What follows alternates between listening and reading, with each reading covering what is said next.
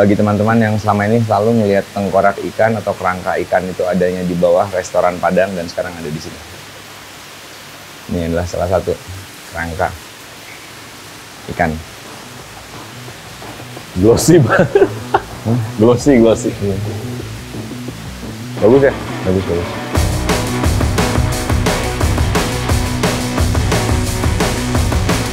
Jadi gue pertama kali nyampe tuh langsung nunggu teman-teman yang lainnya di gate.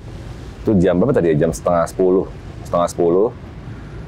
Karena Om Leo seperti biasa terlambat, kita sarapan dulu di Kuliner Nusantara. Ada tempatnya dekat museum Air Tawar. Dekat museum Air Tawar.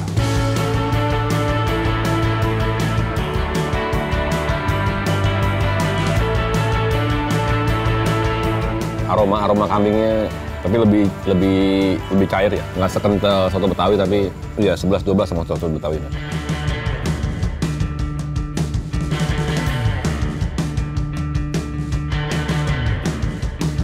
Nah itu sempat ngelilingin nggak nyampe satu sih, mungkin seperempat. Itu ngelewatin apa tadi ya, ada Aceh, terus ada Sumatera Barat. Cuma tadi yang menarik perhatian gue tuh Sulawesi Tengah. Itu gue ngelihat ada patung megalitikum. Jadi itu salah satu itu mungkin obsesi gue dulu kali ya, pengen banget ke Kabupaten Poso itu lembah apa sih? Lorelindu, tapi ya Lorelindu tempat-tempatnya itu di Kabupaten Poso gitu. Nah, di sinilah salah satu artefak kebudayaan yang tertinggal dari masa prasejarah dunia yang terdapat di Sulawesi Tengah kan? Jadi di Kabupaten Poso tuh di Lembah Badak kalau nggak salah itu Lorelindu, bener. Patung-patung begini katanya banyak banget Leo, bertebaran di sana, dan nggak tahu siapa yang bikin, maksudnya Mana bikinnya, batunya dari mana? Terus kenapa begini bentuknya, dan aslinya nggak tahu deh, kayaknya lebih gede lagi kali ya. Iya, gede banget. Iya. Megalitikum. Jadi mungkin yang bikin bukan manusia. Kita langsung ke Museum Serangga ya, Leo? Apa highlight lo di Museum Serangga apa, Leo? Orang ke Taman Mini rata-rata selalu ngunjungin spot-spot yang berhubungan sama provinsi yang ada di Indonesia ya. Budaya, kebudayaan, seni, dan segala macam. Lupa bahwa di Nusantara ini juga ada habitat-habitat yang dan juga organisme unik seperti serangga yang didokumentasikan dengan baik di Taman Mini.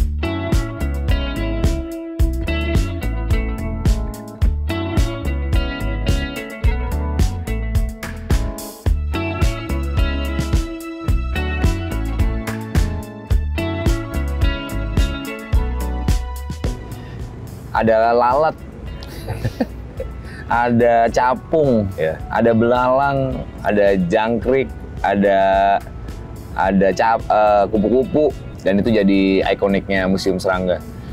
Jadi Leo nih keren ya Leo, lalat. Keren. Ini beneran nggak sih? Iya. Kasian ya kalau beneran ya. Tapi ya demi edukasi.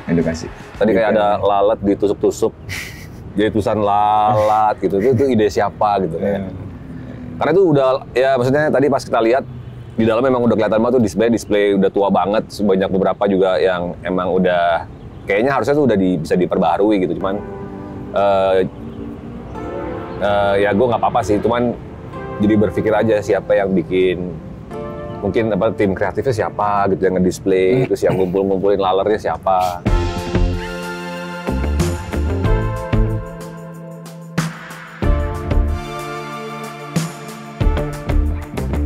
Taman Akuarium Air Tawar. Ini dulu ketika wisata air di Indonesia tuh boom dengan ada satu wahana di daerah utara Jakarta tuh. Ada SeaWorld. Oh, SeaWorld. Di Ancol, Taman Mini nggak mau kalah.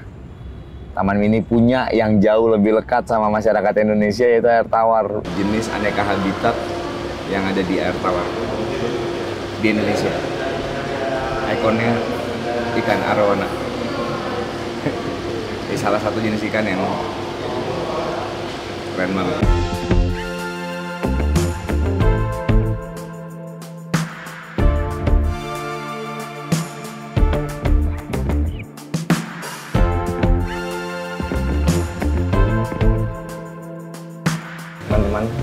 ikan seperti ini kalau kalian di danau atau di air tawar atau di perairan kali, gampang sekali nangkepnya.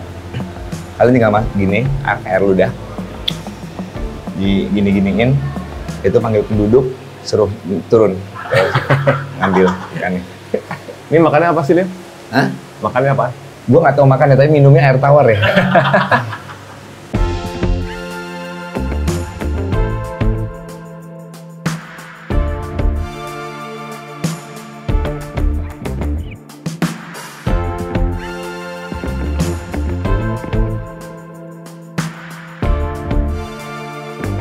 Highlight gue di air tawar tadi ada ikan kebalik, Om Leo.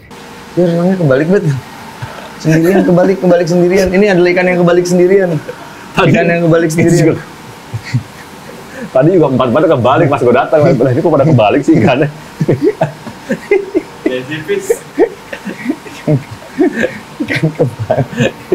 Ikan terbalik nih pertama kali. Ini first experience. Ikan buta. Apa? Ikan buta. Yang mana? Ada blind fish tadi, ikan yang nggak ada matanya. Cuman nggak spesial sih, tapi mungkin buat para vakansier pasti mungkin udah nggak awam kali kalau anak Jakarta yang ke taman ini. Cuman sekali-sekali deh mampir ke yang emang tempatnya nggak favorit kayak tadi tuh. Air tawar mungkin nggak terlalu favorit nggak ya? Favorit. Favorit, tapi mungkin kalian kelewat lah karena udah ngeliat ada yang ikan kayak buaya yang gede banget yang putih. Pasti bakal terkesima dengan ikan-ikan raksasa kan. Nah tapi ini pasti nggak tahu kalau kalian jeli bisa ngeliat ikan terbalik. Iqbal. Ikan kebalik.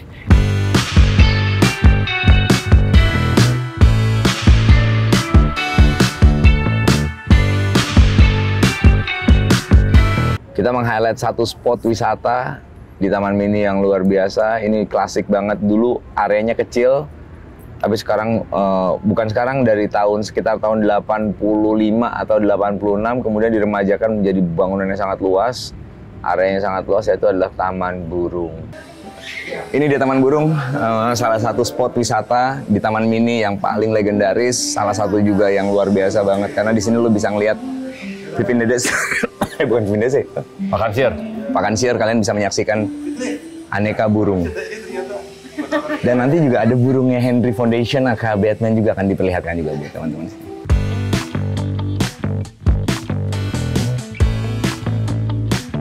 Dan kalau kalian lihat ada detail-detail yang sangat menarik di Taman Burung. Kita bisa melihat burung-burung apa saja yang sudah punah, sampai burung apa saja yang bisa dipelihara, burung yang bebas berkeliaran.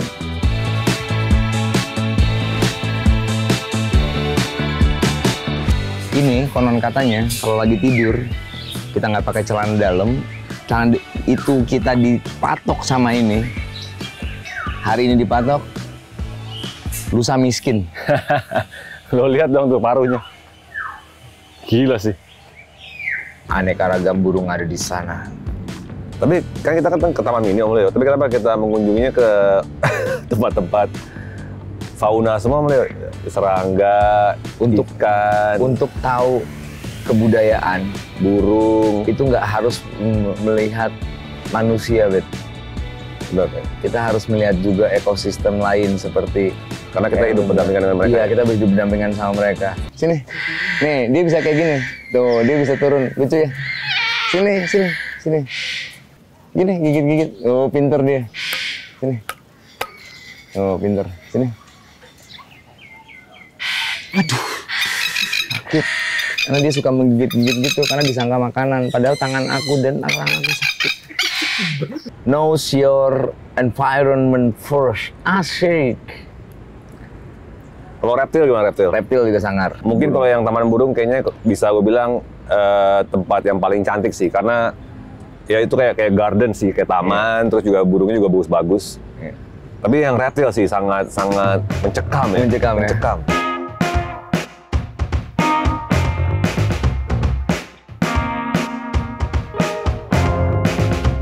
Ini dulu museum ini klasik banget. Karena ini museum reptil, salah satu museum reptil yang isinya diorama hewan-hewan dari seluruh penjuru tanah air. Ini salah satu yang diresmikan di awal, karena ini diresmikannya tahun 78. Taman Mini tuh diresmikan tahun 75, ini 3 tahun setelahnya dibangun Museum Komodo. Dan ini adalah, jadi istilah buaya darat itu memang benar-benar nyata adanya, karena Komodo itu terkenal sebagai buaya darat. Ini ini salah satu orang yang P.A. Owens, yang ini pokoknya ada sejarahnya tentang Komodo. Komodo itu salah satu hewan purba yang sangat identik sama Indonesia. Keren. Inilah diorama reptil, hewan-hewan. Ini Komodo beneran namanya? Hewan-hewan yang ada di Indonesia gitu, dari Sabang sampai Merauke. Ini Komodo beneran dikerasin ya? Iya. Ini dia. Hampir sama seperti serangga. Jadi Indonesia tuh terkenal akan habitat hewan yang sangat luar biasa di ranah reptil, di ranah serangga, dan di ranah burung unggas, di ranah unggas nih. Kadal, ordonya squamata. Ini ada semua di Indonesia. Kura-kura, ular, reptil.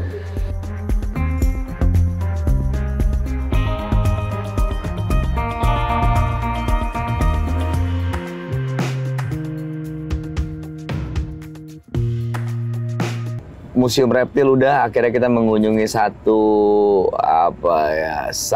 bangunan yang sangat fundamental, bangunan yang sangat landscape-nya Taman Mini, bukan landscape, ikoniknya Taman Mini. Landmarknya Jakarta Timur. Landmarknya, kok landscape sih, landmark Jakarta Timur. Udah berwarna, Leo. Pas banget. Sekarang warnanya jadi ada apa namanya? Ini adalah Teater IMAX Keongmas.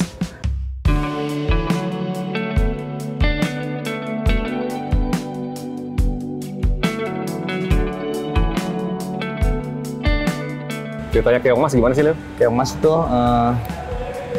ada seorang nenek nemu keong, sayang sama keongnya. Dia tuh keongnya tuh bisa nyuci, bisa ngasih rejeki ke si nenek. Sampai akhirnya ditemukan sama pangeran lupa pangeran siapa gitu. Pangeran lukisan kalau itu akhirnya dia jatuh cinta. Keongnya ternyata bisa.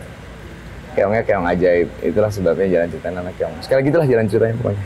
Legenda dari Jawa Tengah. Tapi lo seneng nggak mulai bisa ada nenek-nenek lagi di sini? Seneng banget ya, ini ada nenek ini. Dan inilah nenek-nenek idaman gue. Yuk kita zoom nenek-neneknya. Tapi terus terang gue belum pernah seumur-umur masuk ke situ nonton. Belum. Ini kontak gue terdekat dengan Keongmas tuh tadi sampai di lobi tadi terus ngeliatin ada mural yang tentang cerita Keongmas. Iya. Digambar oleh. Benar, gue belum pernah nonton. Waktu masih kecil gue nonton yang 3D. Tapi gue pikir itu ini. Ternyata kata lo bukan kan? Yang tiba-tiba ada kayu keluar, ada es krim, ada ular. Itu bukan ya? Bukan, itu kalau nggak salah dulu nama museumnya itu Museum 3 Dimensi. Apa gitu, gue lupa namanya. Bukan. Ya dulu kayak gue bioskop 3 dimensi gitu kalau nggak salah. Si Keongmas ini adalah salah satu teater IMAX terbesar di dunia saat itu. Kalau nggak salah jumlahnya cuma ada 4 atau ada 5 gitu di dunia. Di tahun 80-an itu teknologi IMAX itu masih belum banyak yang punya, dan Taman Mini Indonesia Indah punya teater bernama Teater IMAX Keongmas ini, yang filmnya gue inget banget dulu. Mini judulnya itu Indonesia Indah 1, Indonesia Indah 2, ada juga Discovery. Kalau yang 3D bukan yang ini ya? Bukan, yang 3D ada lagi yang 3D itu sekarang jadi kayak menara pandangnya Taman Mini gitu. Dulu namanya museum 3D deh. Pokoknya kalau yang di 3D tuh dulu ada bioskop 3D yang harus pakai kacamata 3D tuh. Wah, keren banget. Dan Teater IMAX Keongmas masih berjalan, masih berfungsi. Masih banyak film-film yang bisa disaksikan. Kalian bisa langsung aja vakansier untuk meluncur ke Keongmas. Terakhir Spider-Man menyaksikan filmnya. Sempet ada film Spider-Man. Spider-Man yang ke berapa menit? Spider-Man yang ke, kalau nggak salah ke 30 XXX gitu, Spider-Man XXX yang ke 30 kalau nggak salah. Berlanjut, di akhir, di sore hari, di saat kita tidak mungkin lagi menaikinya, sampailah kita di sebuah stasiun kereta yang aneh. Karena stasiun keretanya gantung.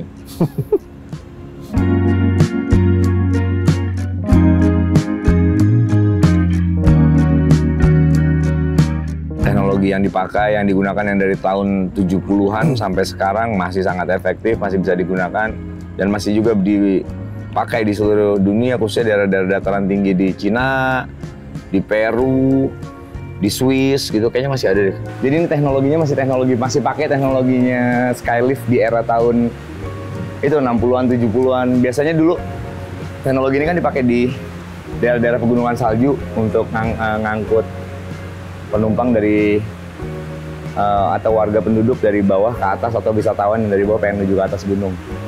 Nah, jadi dia tuh nggak ada mesinnya. Roda ini itu dia nyengkeram tambang, dan tambangnya yang muter keliling. Jadi keretanya nggak ada mesinnya, dia cuma ada penjepit ke tambang gitu. Nah, walaupun kalau misalnya lagi nggak ngejepit, dia bisa muterin lingkaran. Tambang ini yang muterin seluruh tiang-tiang yang di sana tuh. Lalu kemudian kita mengambil kesimpulan bahwa Taman Mini sudah berbenah. Taman Mini sangat berbeda. Taman Mini menjadi jauh lebih wah gitu ya, walaupun masih ada beberapa yang mungkin belum direvitalisasi atau belum diremajakan, namun kita sudah melihat satu pola atau landmark atau grand design untuk agar gimana Taman Mini ke depan menjadi sebuah wahana wisata yang lebih merakyat, lebih menarik lagi untuk dikunjungi, lebih banyak kegiatan yang bisa didapatkan di Taman Mini, dan aneka ragam keseruan lainnya. Dan sekarang semuanya yang ada di Taman Mini itu cashless ya. Jadi lo setiap kali masuk ke Anjungan, ke tempat-tempat ini kayak museum, semuanya lo cashless. Harus scan pakai code, pakai kris ya, pakai kris kayak kris ya bilangnya. Oh ya, satu lagi untuk mengingatkan bahwa teman-teman peduli bahwa Taman Mini sedang berbenah untuk lebih hijau lagi. Jadi siap-siap kalian tidak menemukan kendaraan berbahan bakar fosil seperti motor, tenaga bensin gitu, misalnya mobil, semua digantikan dengan listrik yang lebih ramah lingkungan untuk mendukung pola green sand Taman Mini. Bukan. Kita udah mulai diserang-serangkan ya Om Leo. Mungkin karena tadi kita dari Museum Serangga, dia itu salah satu serangga yang ada di sana, teman-temannya. Itu tadi 2 orang tuh datang ngata-ngatain kita katanya. Ngeceng-ngecengin kita, ngejek-ngejek kita. Ayo kita serang, dan hari sudah menjelang. Ayo kita serang, enggak? Maghrib. Ayo serang, enggak? Serang, enggak?